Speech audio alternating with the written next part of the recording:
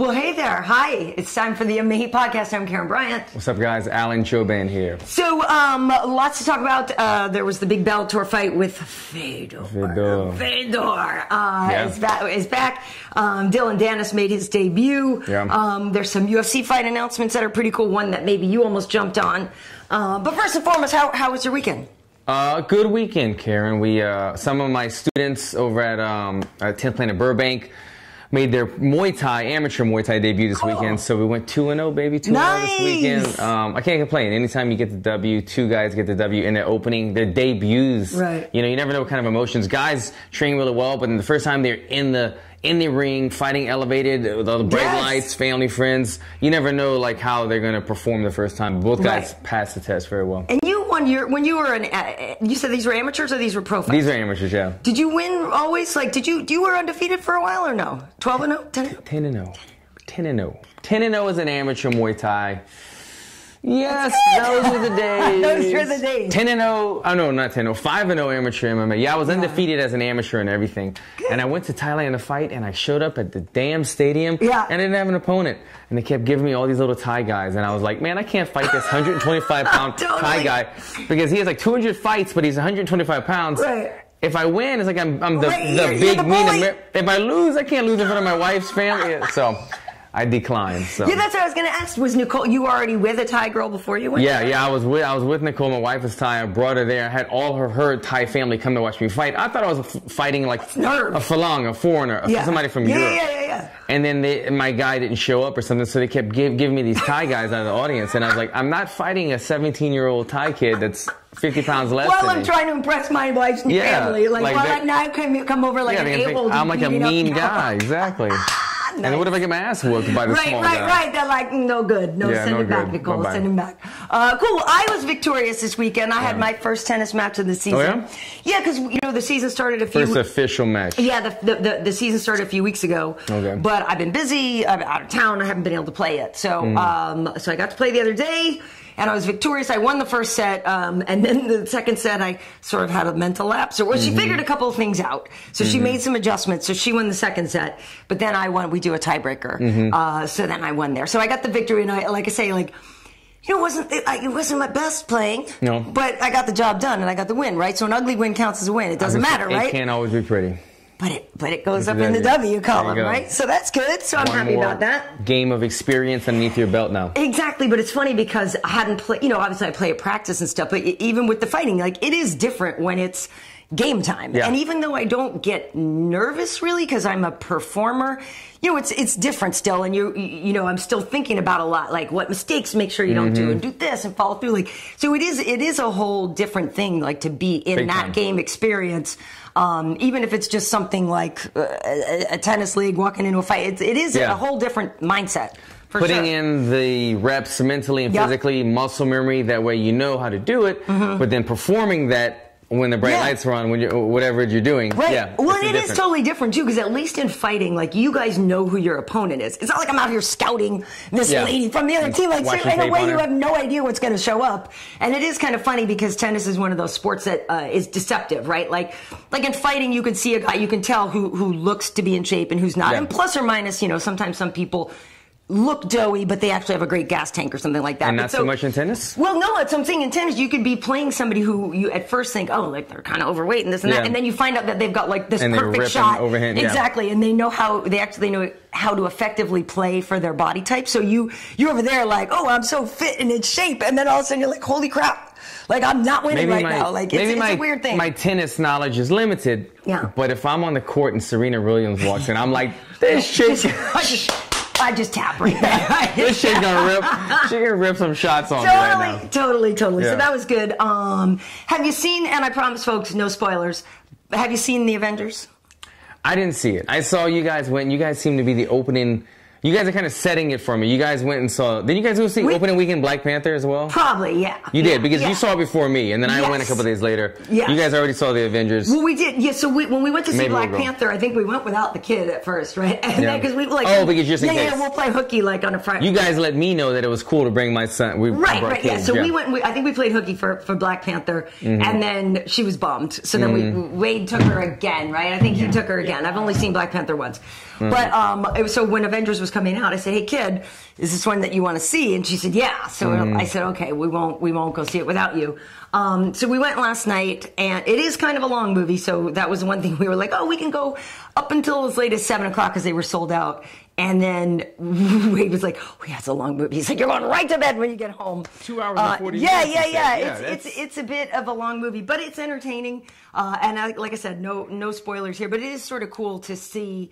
And I'm not even the hugest superhero fan, but like to see all kinds of people come together, I think it's cool. And I think Cage will be okay with it. I mean, like obviously there's fight scenes and stuff, but there's not like gore. I mean, there's a couple of things that are like intense. We watch a lot of those, though. We watch all the other Avenger type movies and X-Men. What's the one, the X-Men that it's called something else? I'm not X-Men. It's Wolverine. What's the Wolverine movie? The Wolverine one, yeah. Anyway, where it's Logan. Exactly, Logan. Okay. That one is not kid friendly. I was watching that one with my son, and I was like, "Oh, this is a little too violent." But the X-Men ones, I mean, and the Avenger ones, I think are fine. Yeah. The 2 hour and 40-minute movie though. I mean, I was talking to Taylor, my trainer, about this other day. Like, remember like when the 80s movies were so fun? You watch these like family vacation movies. Yeah. And they were an hour and a half. Yeah, an hour and 40. You know what I mean? And now everything is like 2+ every 2-3 hours, man. There's so much you're trying to squeeze in a movie. It's a commitment, man, to go to the movies these days. It is. But I also figured that they were sitting there, like, obviously the movie made so much, but I was sitting there, like, you start to calculate how much they must have had to pay just in fees alone for like everyboody everybody's salary. Like, exactly. Like, so you right off the top, 10 A-list stars. Right, it's like $900 million just to pay these people. But I have to say, it is cool. I like Thor. I haven't seen Ragnarok, but I think that, I like the character of Thor. He's pretty cool. I have to say, I found a new appreciation for Guardians of the Galaxy. I hadn't really seen. I think I saw the first one and kind of dozed like on the couch and didn't pay full attention.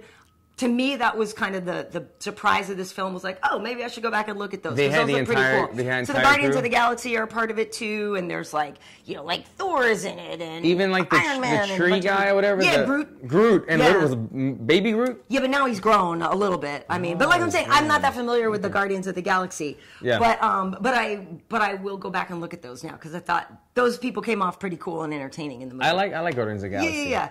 It has Captain America in it. It's cool. So I would say people should enjoy it. But here's what I will say. Put some money aside. Saying it's long and maybe good. There were some people who brought their screaming babies to a 7 p.m. showing of this movie. Now, don't be that a-hole. Leave the baby at home because the baby starts crying and screaming. They're not going to sit and there then for 3 everybody's hours. like annoyed, right? And then you got this screaming baby ruining the thing. Like, either go at another time. I know babysitters can be expensive, but like, do you really have to see the movie that bad to bring your screaming 8-month-old baby to the movie? Or was there a lot of dude? every time, I haven't seen it, but I'm imagining every time like a new superhero made the entrance where they like, woo! Like, there were some of that, and there were some like, it's actually pretty funny too. It has some good comedy, but there were definitely, I feel like when Thor showed up, he got a big boost. Like, people got pretty excited about Thor.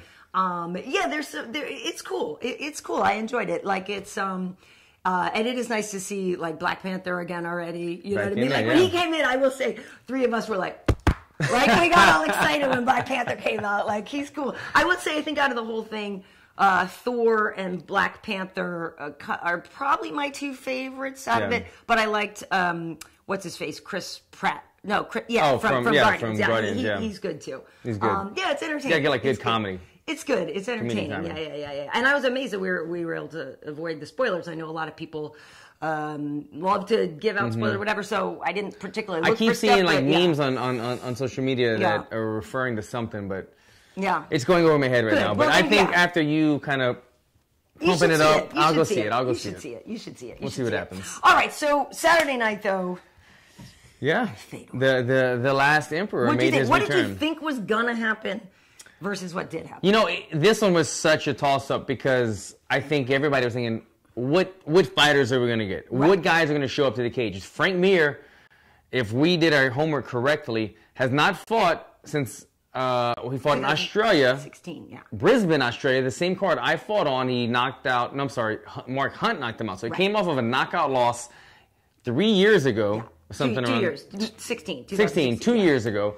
And honestly, I don't follow him this much on social media, but if you see Frank Mir, a lot of the times he's in sandals with a cigar in his mouth, a cocktail or something. Yeah, he's not like just, he didn't get like fat or anything, but you can tell he's been enjoying himself, not really like in there thinking about training every day. So I'm thinking, how is Frank Mir going to show up? What Frank Mir are we going to see? But look, when he stepped onto the scale, Karyn, he looked shredded. I mean, he was like shredded, 260 pounds, but he had an 8-pack. He did. So I don't know what's going on, if the kangaroo meat thing is still in him, and I'm not making accusations. Wow. But whatever routine he's on is working, because he looks phenomenal at the weigh-ins. His body type to be to be shredded and carrying that much weight looked really good.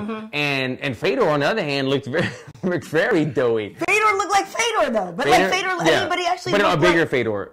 He looked like a heavier Fedor in my mind. But I didn't think Fedor looked bad, necessarily. I've seen him look worse. But if I remember correctly, and I'm just off with these numbers a little bit, but back in the Pride days, Fedor was like 225 heavyweight, and he was like 245 in this one, I think. So he just looked like, I get it. He's what is he, 41 now? So it's been... Man, is that old? It's not old per se, Alan Jouban. I'm joking. 41 is that's around the corner for me. We're talking about somebody an older age. Knock it off. Moving on from the age stuff. And Frank Mir is only 38. Yeah. Frank Mir's a young man. Yeah. See how I make 38 young, but 41 old? Yeah. Whatever. But yeah, Fedor looked a little bit heavy, a little bit pudgier, body type-wise when you saw him on the scale. Yeah. But it was still a close fight. It could have gone either way when you saw when the bell rang. Frank Mir caught him. That's what. Yeah. At first I thought, short night for Fedor, because Fedor has not been doing so well. We know that he lost to Mitrione, and Fedor was coming off of 4 losses, I believe. Yeah. 4 losses, undefeated for 10 years and loses 4 in a row. Yeah. So he needed it, and at first, Frank landed some very solid shots, and at first I was like, like short night for Fedor. Knocked him down. Not necessarily that I had even really picked a favorite or anything. I like both guys, Me neither. But there's one part of me, which I feel like for a lot of people, like you want Fedor to be Fedor, right? So you want Fedor to return to being that emperor. You want him to be the man. He's the more marketable guy, and I think more people. This isn't a knock against Mir, but Fedor has more of a love fan base. For sure. You know what I mean? Everybody has respect. Even before the show, they were interviewing the other heavyweights, and they're all like, it's Fedor. Fedor. Where Frank is still a kind of a competitor to most, where most people still look up to Fedor. So right, and so I was hoping to see the return to form Fedor. Yeah. And got a little nervous at first, but was also happy to see Frank looking good after a 2-year layoff. But then things changed so quickly, and Fedor landed that short little sort of uppercutty bam bam, and laid Frank out. So I was excited. We were screaming, of course, tweet Fedor all caps, and I liked Fedor. His little smart, just the tiniest little Dr. Evil in tiniest little thing. I love seeing his old translator back. Not old, but the woman that we've seen, Tanya, I believe her name is. I think. So there's that nostalgia of Fedor back. So I was happy to see that. I will say, Chael's gonna have his hands full. Yeah, look, Chael, you were the most well-dressed person in that octagon, that cage that night. I got to say, man, I was feeling the outfit. Right. Looked very sharp, looked very crisp. You were right. What you said in your speech, you said next time you're in the cage with Fedor, it will be a short night.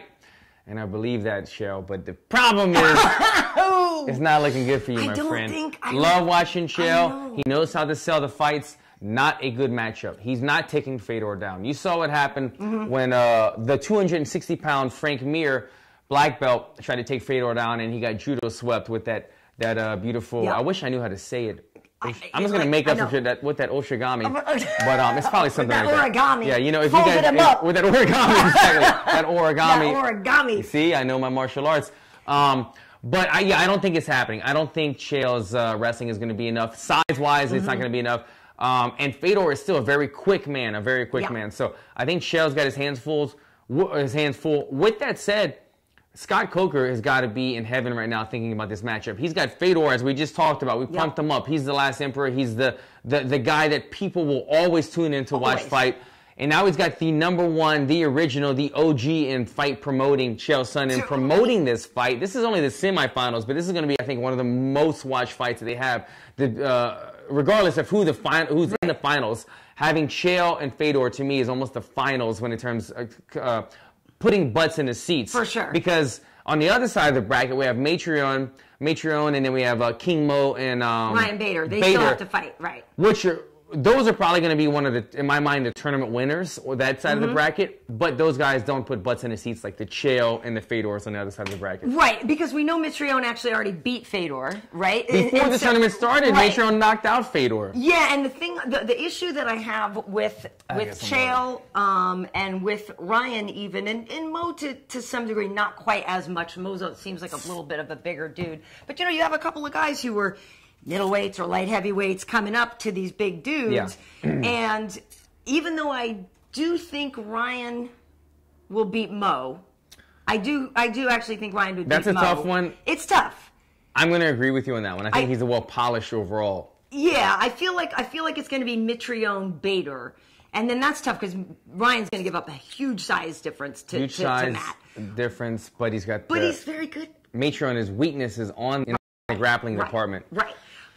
It'll be interesting to see, but I agree with you that the two biggest names, the two biggest sellers are Chael and Fedor. But at least it's happening. Like, yes, it's not the finals, but at least it's happening. If it never would have happened, there would have been opposite sides of the bracket, and that never would have happened. You might have had matchups that was one big name and one nobody. This is a huge matchup. I agree. I think Bader will be able to do just enough and get a decision over Mo. I don't know who will win out of Bader and Mitrione. Thank you. But I think the winner of them, Mitrione and Bader, will be facing Fedor in the finals. Well, I tell you though, I have to say, there's a part of me, and everybody knows how much I love me some Quentin. Like, I kind of would have liked to see Fedor rampage too. That would have been fun. Yeah. Because it's old school. It's like just like war. I don't know. That I would have liked that too. Rampage. I would have liked that too because I feel like that might have been a little more competitive. I do feel like Chael's going to get overwhelmed. Rampage should have got on the Frank Mir diet or whatever was going on and got a little more swole or a little more ripped up because Quentin didn't look like himself when he fought. When he fought what are you Chael. advocating, Alan Jouban? What are you advocating? I'm saying that Quentin. I'm only on Rampage right now. Rampage was looking like an extra heavyweight. Is it one of those things where super heavyweight? We're obviously talking all around the whole issue.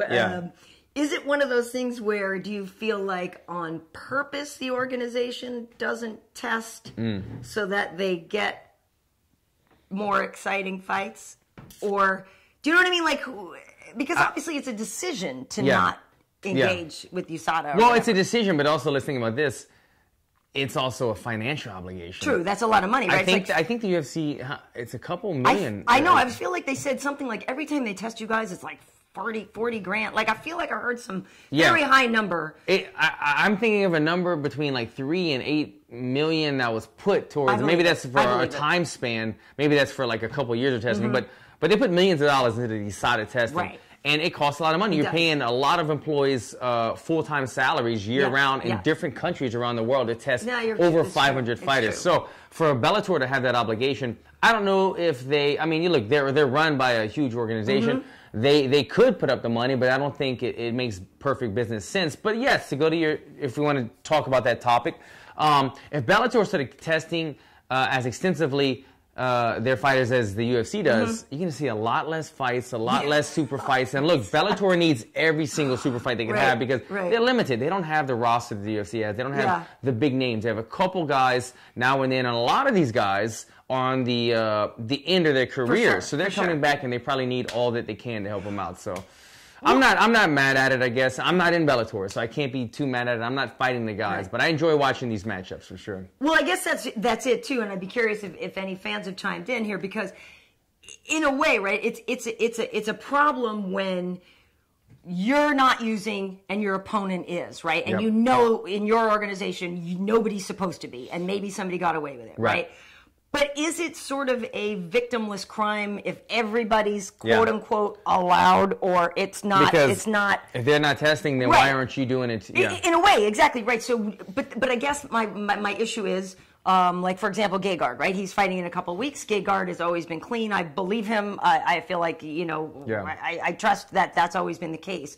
And he's got a fight coming up, and I don't think he would start cheating now. Why would he? Right, but it is a little weird, right? Because if they look the other way, like, in a way, like, why wouldn't you, right? For some people, why wouldn't they try it? MMA and anything, most sports, but MMA, everybody's looking for that small competitive advantage, and that is a competitive advantage if you're able to take something that other people aren't taking. And if they're not testing you for it, and look, we're not saying they're not testing, but maybe they're doing urine tests now and then on the main event or something, but they're not doing blood work and stuff like they do in the UFC extensively a couple times a year, surprise visits. Because even if you're taking something and they're testing you, you could time it. There's ways people beat the system. Yeah. People are still cheating inside of the UFC right now, and we are the most heavily tested sport in the world, okay? So it's definitely easier to cheat in another organization if they're not testing as thoroughly. So, yeah, man, it's something that I think it probably, if Bellator continues to grow and gain popularity, and these names keep going there, I think it's something that's an issue that they're gonna have to bring up pretty soon. At some point. I know. I mean, if you ain't cheating, you ain't trying. I took my muscle farm before my tennis match. Oh, well, that's cheating. That's cheating. You know what I'm saying? I took my muscle farm before I actually did. Okay, so also on the card, though, Dillon Danis. Okay, so everybody knows Dillon. Well, not everybody knows him, but if you know Dillon, you were introduced to him because he was Conor's jiu-jitsu coach and kind of trains alongside Conor. John Kavanagh of SBG was there in his corner. Dillon is a flashy guy, dresses in the Versace, the Gucci, the whole bit. Talks a big game. And he is a Marcelo Garcia black belt, who Marcelo Garcia is the new jiu-jitsu guy is maybe not a big name because he's a little older in the game, but he's an OG, and everybody looks at him as like the guy that was kind of like the best back in the day. I mean, Marcelo Garcia was the man, and so Dillon Danis is legit, and he is in that realm of the top guys in the world. Not the top guy in the world, but he's in that realm of the top guys. But like he said, we don't know him from that as much. We know him from being kind of the Conor McGregor type guy where he tries to kind of be like Conor McGregor's shadow, do the same things as him. Yeah, but he talked a big game. Said he would come out and win in XYZ. He did. He beat Kyle Walker, and a lot of people are saying, oh, well, he beat a guy with a losing record. No doubt. And it was at a catch weight, right? They fought at 175, right, which was a little strange. I'm still trying to figure out the weight thing. Yeah, because Dillon, if you look him up, he's registered as a welterweight, and Kyle was an 85er, and they met in the middle. I will say Dillon got cracked with a couple of big overhands, and he just grazed off his chin for sure. So he had to suck it up and keep his composure there. But then obviously he was able to get it to the ground and got the submission victory very quickly in the first round. I feel like a lot of people are going to say, yeah, he fought a can, or no, I don't know Kyle Walker well, so I don't want to disrespect him, but people will say, losing record, I'm not that impressed. I think he was coming off of 3 losses in a row as well. Yeah, and so, but I think it's fair that you give a newcomer also, you don't like throw them right to the wolf, right? And they're trying to build it. And it was a favorable matchup. The guy could crack, like he said. He threw some big overhand rights or whatever it was. And they just missed putting Dillon's lights out. So the guy could crack. Yeah. He's a former football player. He looked very like he had an athletic base. But he was a losing record. Like his record was like 2-3, 2-4. And he had 1 boxing fight before that. So that tells you he probably is more of a boxer. Just hands, not many kicks, not much grappling or wrestling. And I bet you if you look on his losses, a lot of them were submissions, I'm assuming. I didn't even look at it, but I'm assuming that's how they played this matchup. This guy likes to throw hands, but he's not that great on the ground. It'll be a good competitive match for Dillon to get his feet wet. Right. All in all, I'm on the fence with Dillon because he says and does some stuff that I don't always love, but at the same time, I'm not a hater. Looking at the fight from an unbiased perspective, I gotta say I was impressed with the performance. I was impressed. He did good. He went out there, pro debut. I don't think he had any amateur fights. I don't think so either. So going out there and having your first real fight on a big card on Bellator, and I'm watching him, right? I'm watching him come out, and I see him kind of doing the Conor McGregor thing. Yeah. He's kind of had his chin out and his chest up, and I'm thinking, I don't know Dillon that well. So is this his normal body language? Right. Is he thinking, all I really know is from what I've seen from Conor McGregor, and I channel a lot of Conor McGregor, or he channels a lot of Conor McGregor because that's what he's around. And so is he thinking, this is how I would do it? Because guys that are still new in the game, they're still kind of like, they're still kind of acting how they want to act. They don't really know who they are. Figure out your identity. Right. Fake it till you make it until you have one. He doesn't know his fighter identity because he hasn't fought yet. So he's doing this posturing and he's very proud looking. I'm thinking, man, he's doing the Conor McGregor. Is he doing this for real? Is he really feeling this way? Right. Or is he just kind of thinking, this is what I know, this is what I've seen, this is what looks good for TV? So I was on the fence about it, but he went out there, took a couple cracks on the chin, handled it well, and when he got him to the ground, he showed why he is high-level black belt. He didn't let him out, even when the guy tried to just pull away. Yeah. That's like the one thing, you just abort, just try to rip your leg up. Yeah, totally. Even with an abort, he just had it in so tight, stayed calm, stayed relaxed, almost took his leg off with that toe hold.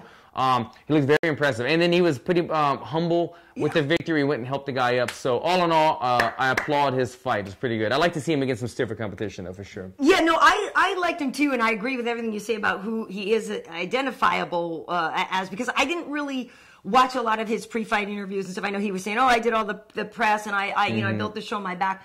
I read some things. I didn't really listen to him speak, so I didn't really know what he was going to sound like. And when you see him and this and that, you almost expect him to sound like Conor, right? Yeah. I thought he was going to start doing this with his arms. Right, and you expect that kind of bravado, and I was pleasantly surprised that he was pretty chill on the mic. Like, it actually kind of caught me like, I found that endearing that he was still confident and borderline cocky or whatever, calling out Ben Askren later on backstage. But at the same time, did he call out Ben Askren? He did. But at first, inside the cage, he was pretty chill and he was pretty mellow. And I liked that. I thought that was the right thing to do. Right? Like you talked your big game. You said you were going to do this. You actually pulled it off. Like, what does it be humble and or say nothing in defeat, say even less in victory, something like that. Whatever that speech goes. Something around there. So I liked that he was confident but not way over the top. And then afterwards, later on, he called out Ben Askren, and I had tweeted that out. Was quoted. He was like, I don't know. I was thinking maybe Ben Askren, and that's what Dillon had said backstage. So then Ben tweeted out. So what did he say? Like, yeah, it's a fantasy world or something like this. Like, basically Ben just shut that down. Now, Ben's not even in Bellator. Right. He's the ONE FC champion, and there's been talk about him coming to Bellator because they were talking about Rory McDonald maybe fighting him. I don't necessarily think Dillon is ready for Ben. Yeah. But I don't know if Ben's going to be fighting anyway. Yeah. Well, you have to earn your shot. Even if you think I could beat this guy. So what? Ben's got 10, 20 fights, and he's earned his keeps. Yeah. Dillon just made his debut against a guy. The guy was listed as an 85er previously, but this guy looked way undersized to me. I mean, Dillon looked twice this guy's size, and he was, coming off of 3 fights now, 4-fight loss. So let Dillon get a couple wins under his belt, then I think he can start calling out some names. With that said, this could be a good matchup for Dillon, though, if that fight were, if we would just say that what would happen, because Ben's not really known for the feet. Neither of these guys are great stand-ups, so they could try and make it an ugly stand-up fight, or Ben could do what he just knows how to do, what his program do, and take Dillon down. And then what is he going to do when he's on top of Dillon and Dillon's diving for ankles? Because Dillon has been doing the high-level jiu-jitsu game. Today's modern jiu-jitsu game, 90% of the submissions are leg locks. And this is what we were talking about on last week's show, even. Yeah. And why you sometimes don't do jiu-jitsu, because you don't want some people to screw up your knees. I don't want them messing up my... Yeah, exactly. Right. The white belt that knows only... He wants to tap UFC fighters, so he's going for the toe holds. And I'm like, easy, man, I got to fight. This is where jiu-jitsu's at. And you need to know your leg locks. But I'm saying, in competitive jiu-jitsu these days, the majority of submissions are coming from leg locks. That's the game these days. And Dillon's been on that circuit for a while. So he knows... I don't think leg locks are... This is a whole other topic. I don't think leg locks are great for MMA at the high levels, because you're going to get pounded out when guys know how to play it safe. They triangle the legs and start pounding you out with some punches. But he knows how to get them really slick. And if Ben takes him down, I guarantee you Dillon's diving under for leg locks and stuff. So that could be a bad matchup. And last thing on that note, on that topic, I remember seeing this video years ago of Ben Askren going to Marcelo Garcia's to roll. Like the first time he was like rolling with a high-level jiu-jitsu. And Marcelo Garcia, who's tiny, and Ben Askren, who's a big guy, he was throwing him around, and he must have tapped him like 5 or 10 times in one row. Look it up on YouTube, Marcelo Garcia versus Ben Askren. Right. I'm pretty sure I didn't make this up. I remember watching it. You never know. Dillon could have been there that day watching it. You never know. They're like, I got this guy all day. Look what my sensei's doing to him. I know I could do this at least one time in a 5-minute round. Well, right. And I'm curious, just for you being a welterweight, like, what does Ben represent to you in a way, right? Because there was talk before about him coming to the UFC, and Dana allegedly said something like, oh, he's too boring, right? That he didn't want him there. Right now, it doesn't look like Scott will necessarily bring him to Bellator, and Ben maybe doesn't even really want to be fighting that much more anyway, right? But like, is he a guy that was on your radar? Is he somebody as a competitive welterweight too thought, oh, it'd be cool if he was in our organization? Or like, how do you feel about the fact that he sort of never, came? As a competitive welterweight, like you said, he's a guy that I wouldn't want to fight because he is not entertaining. He lays on top of you. He's done it to every single person. He brings boring fights, but he's one of the best grapplers out there. Right. So as a competitor, no, I wouldn't want to fight him because it's a low percentage chance of you winning because he's going to out-wrestle you most of the time, and it's going to be a boring fight. As an MMA fan, he's a guy that is one of the top in the world. Yes. He just doesn't really get credit where it's due. He needs to be competing with the top guys in the world. He didn't deserve to be in Asia out-wrestling guys with no wrestling and whatnot. But you could argue that Khabib does that to people, owns them and stuff. Yes. So, but you think Khabib is more exciting? Well, I would say Khabib has an explosiveness about him, and his ground and pound, as I said before, to me, he has the best ground and pound I've ever seen. At least in the Barboza fight. But look, we've seen Kevin Lee do some pretty good ground and pound. Real sharp. So maybe Barboza is a ground and pound guy that you can ground and pound very well. But the amount of work that Khabib does, yes, he takes you down, but he's on top of you. He's slamming you. He's hitting you. He's moving you. He's not just sitting there holding, laying and praying. Where Ben Askren doesn't do as much damage on top. He's trying to just keep the position, and his punches don't have a lot of zip on them. He just needs to work on being a little more ferocious. Yeah. Which is the nickname, the funky one or something like that.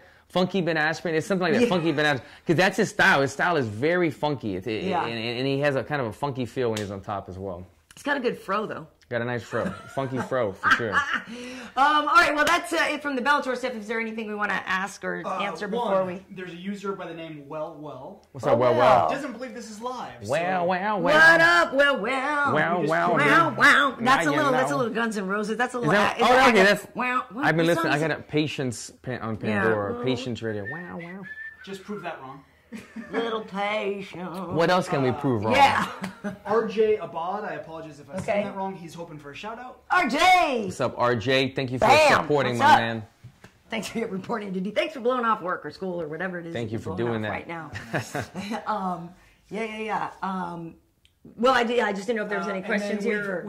We seem like we get this question every week. Kasam Ali is asking Alan. Alan, please, can you tell someone what would be the best way to start if you're only 22 years old? What advice would you have? Where should I start? Is it too late? No, not too late. Not too late. That's it. And I get this question all the time. Just go to a gym. Go to a gym. Find a gym that you like. Go visit a couple gyms in the area. Find the one that you vibe. Not Curves. Not Curves. Not Orange. Orange Julius or Blue Mint. Go to a couple gyms. Find out what you like, man. If it's jiu-jitsu, if it's Muay Thai, or if it's just the vibe that you have with the coach, and then jump in. I joined the gym at 25. I went professional at 30. I'm 36 now, and I'm still kicking. So you got a lot of time, man. 22, you got a ton of time. Just find a place that you vibe. If you're passionate about it and like being there, you're going to want to go more frequently. But I will say this, too, and you hear this from people all the time when new people come to the gym. Like, as Kendrick Lamar says, be humble, right? If you, don't go in there and act like you know more than you know or whatever. Yeah. Listen. And like you said, if it's how you feel connected with the coach, some coaches are going to vibe you the right way, some won't. Don't be afraid to, like you said, drop in and sample some places. But know that you're there, to learn, kind of check your ego at the door. I feel like a lot of time guys 100%. Go into places and they already think I'm a tough guy or whatever, and then they butt heads because they're not willing to listen and learn. I mean, you even see that on The Ultimate Fighter already. There's been a couple of guys, because they're undefeated. Yeah, the guy on DC's team. Right, that are bumping heads with DC, and DC's like, look, I'm only here to try to make you better. Like, I don't understand.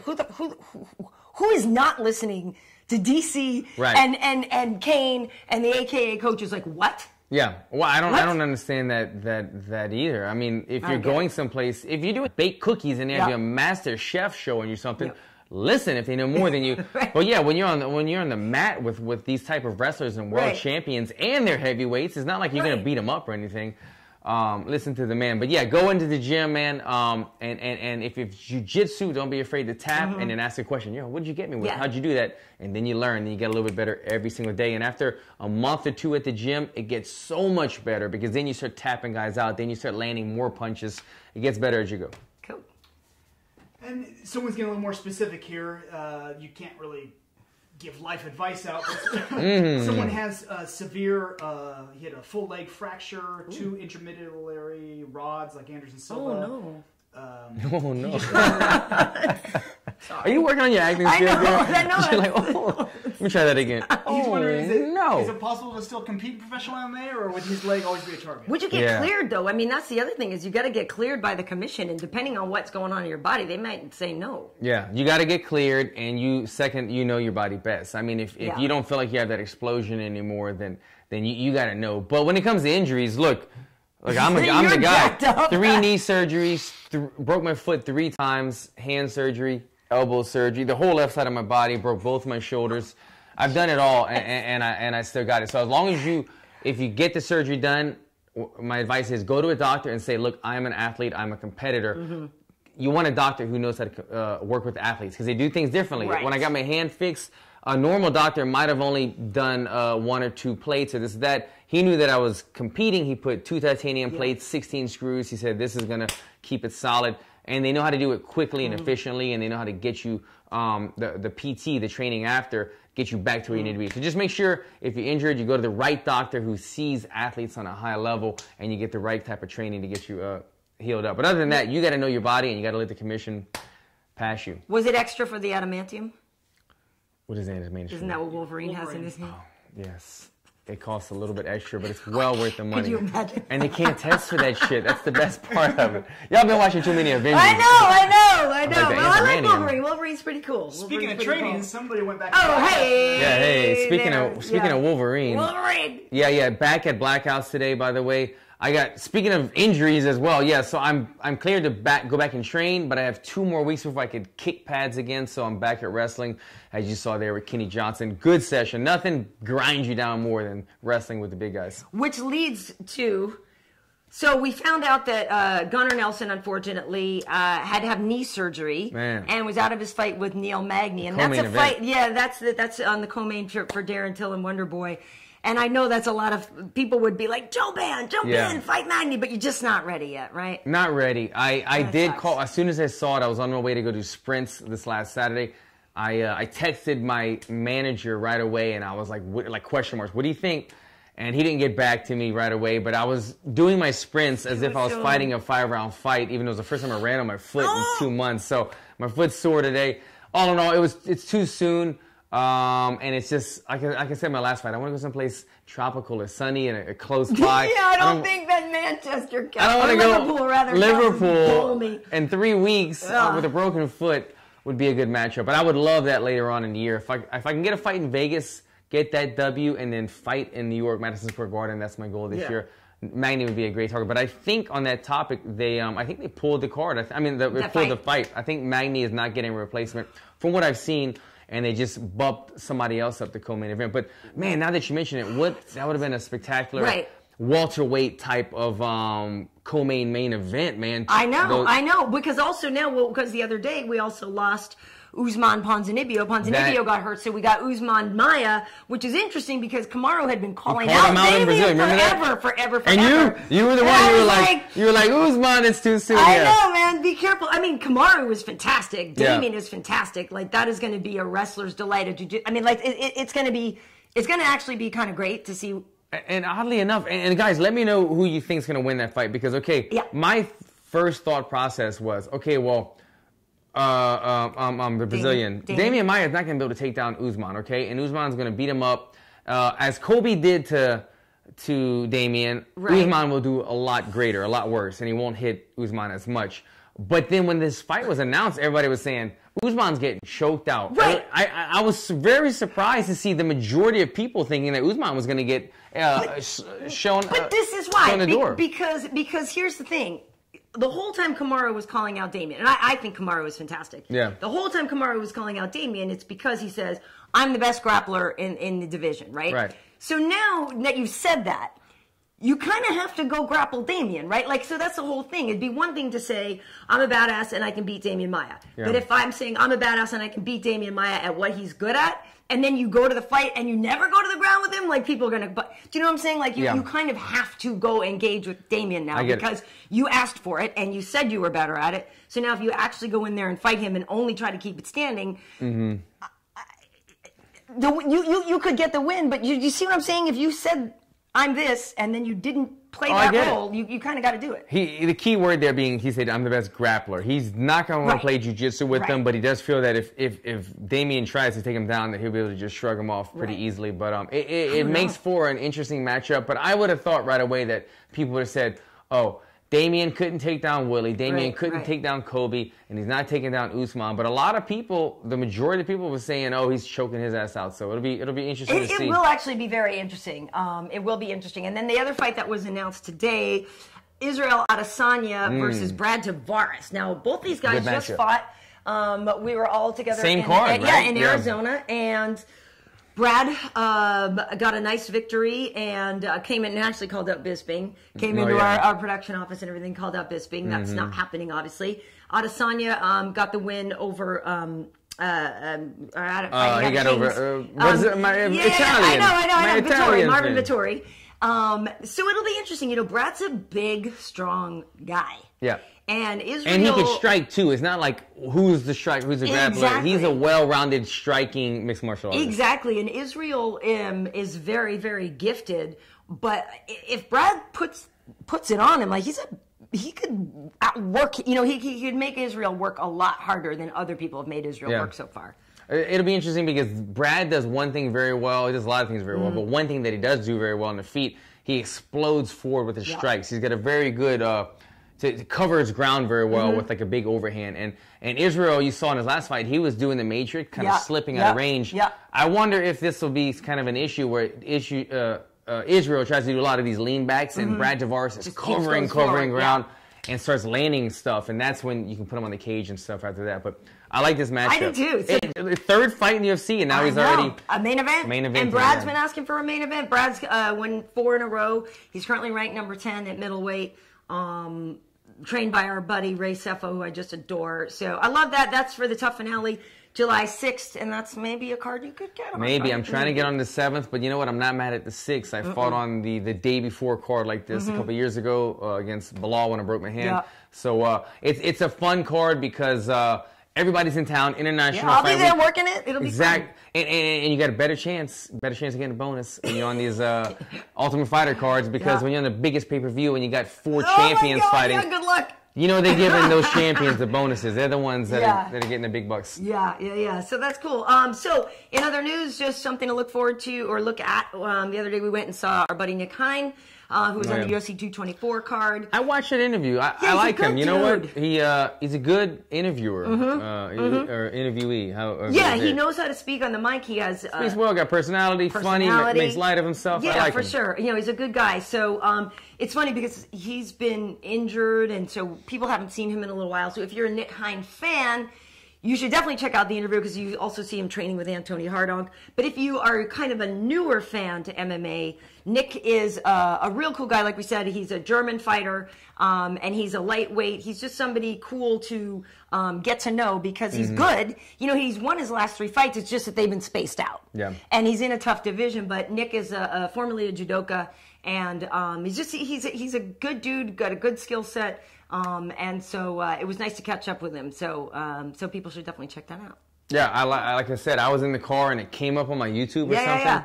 I guess I follow you guys. I don't even know. But I guess. It gave me an email apparently, and I said, you know what? Let me see what's going on with this guy. And it was a good email. It was a good interview. The guy was, I don't know, just I'd kind of seen him around before, and I think I spoke to him briefly. But seeing his interview, he opened up, and I was like, man, this guy's got a cool personality. I liked him. And you also get to see me speak German. Yeah, she spoke some German. Did he speak No, I taught him some Portuguese. I just taught him how to say, I'm sorry. Like, forgive me, desculpe. I'm sorry. Because he was saying, well, what do I say to them when I beat their guy? Because he's fighting Davi Ramos. Oh, yeah. And I said, just say desculpe. You know, it's cool. It's cool.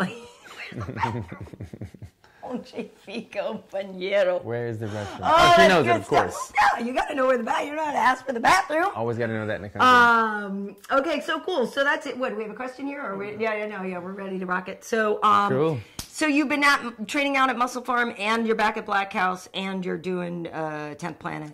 So yeah, I 10th Planet Burbank, where I train with Jared Carlson, and Jason Manley is the guy that they brought in now over at Muscle Farm. So he'll be the head coach. He's Jason Manley. Let me see if I know a quick 2-second background on him. He is Cesar Gracie, which is... the Diaz brothers. Because Nick's been in town a little bit, too. Right, so he's real close with them, but he's one of the Cesar Gracie's early black belts. I could be wrong on this for you hardcore jiu-jitsu guys, don't get mad at me, but I think he's like his second or third black belt. So he's one of his earlier black belts, or maybe fifth, I think. I think Nick was his second black belt. Anyway, he's in one of those early black belts for Cesar. He's old school. And I used to train with him back at Rain. I used to drive to Rain, way in Lake Forest, 2.5 hour drive. We used to go down there all the time to film at Rain. Right. I was going over there training with Mark Munoz, and Jason was always there. Never trained with him. Ryan Drexler, the owner of Muscle Farm, a friend of mine, brought him in, had great things to say about him. So I've been training with him. And loving it, man. Loving some of the new technique that we're playing with over there. Awesome. So I'm getting back to full training and enjoying all the variety of gyms I have now. Cool. Well, we have UFC tonight this week. We have Tough Talk. And UFC Now tomorrow. And we're doing UFC Now tomorrow, right, with Ken Flo. So you guys get your questions in for that. And then also Wade will be going to a lunch on Wednesday with Mackenzie Dern and Kelvin Gastelum. Then they're going to come on UFC Tonight with us after. So I won't be at the lunch. Wade will be at the lunch. And then they're going to come around the corner and be on UFC Tonight with us. So definitely stay with us and make sure you subscribe that button so you get those emails and stuff, because I know a lot of people have their eyes on Mackenzie. She's a cool chick. Kelvin's always super cool. They do. So, that was funny. And so yeah, that'll be interesting. I don't think she's going to be wearing the booty shorts at the lunch, Alan. I'm sorry. It's just you? Yeah. Put in the email, let her know that it's protocol. Yeah, she wears booty shorts. It's protocol to at the lunch. That's hilarious. You've never been one of these before, Mackenzie. Mackenzie, you got to make a good impression. This is how things work in the big show. Okay? Kelvin should not wear booty shorts. But Mackenzie please wear booty shorts. Kelvin, fully dressed. Yeah. There's a swimsuit competition. Not that there's anything wrong with Kelvin's body. I just don't. That's a lot of men. No. In general, there's very few guys I feel like can pull off the shorty shorts. That Kelvin Look, Rashad. Yeah. Phil Davis. Even Phil Davis wears the ones a little bit longer. I'm just saying. Oh yeah, and you need the right assets for the here. booty shorts, and I'm not sure everybody's got. So Shoguns. Shoguns he does wear the short shorts too. Yeah, but they're too short. I mean, it is Shogun. You think about Shogun, you think about. But that's old school. They wear the short shorts because they didn't have time to. And Shogun ain't got a big booty or nothing. No. I don't know. But like, I mean, I don't know. No. I'm just saying that. But his shorts are iconic. Those old bad boy shorts. Okay. Like you, that's different because that's pride. See, that predates. Dug her way out of I should be digging my way out of her. Anyway, let's wrap it up. We're sure going to have the same birthday, November 25th, 1981. I'll never forget it. We fought together in Brazil. Nice. And somehow that got brought up, and I was like, damn, we're born on the exact same day. That's cool. And we're both badass. And we're both killers. And we both wear booty shorts all the time. Nice. Crazy. Nice. All right, so on Instagram, I'm KB Heat. On Twitter, Karyn Bryant. On YouTube, Karyn Bryant. And like I said, hit that subscribe button while you're here so you don't miss anything.